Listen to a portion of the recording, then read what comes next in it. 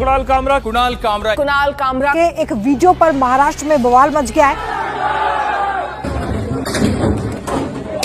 मेरी नजर से तुम देखो गद्दार नजर वो आए। India's got latent Ranbir Allahbadia समय रैना का मामला अभी तक पूरी तरीके से सुलझा भी नहीं था।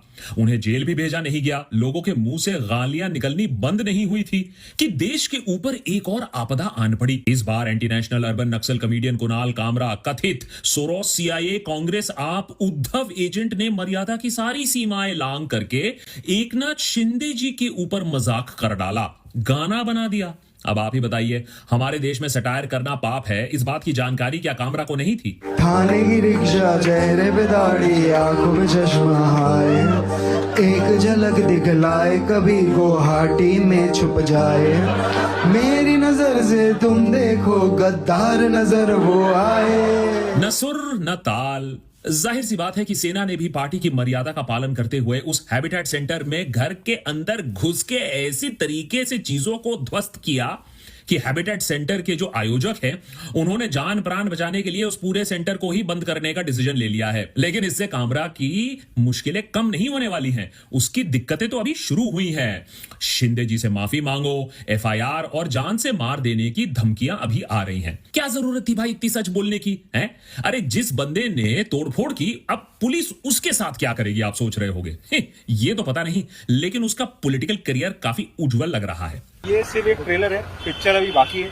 आज ये एक लुक्खे ने बोला है, कल कोई अगर बड़ा आदमी भी बोलेगा तो उसके घर पे भी हम जाएंगे। फ्रीडम ऑफ स्पीच किसी के घर में घुस के उसके बड़े बुजुर्ग को अपमान करके अपशब्द बोल के नहीं होता है। Freedom of speech constructive criticism होता है। जहां अफगानिस्तान में तालिबान निर्णय करता है कि दाढ़ी कितनी लंबी रखनी है, गाना सुनना है या नहीं, कौन स्कूल जा सकता है या नहीं, वैसे ही अब पार्टी वर्कर्स हमारे देश में तय करेंगे कि कौन सा जोक है या नहीं, किसका मजाक बनाया जा सकता है, कौन पप्पू है या नहीं।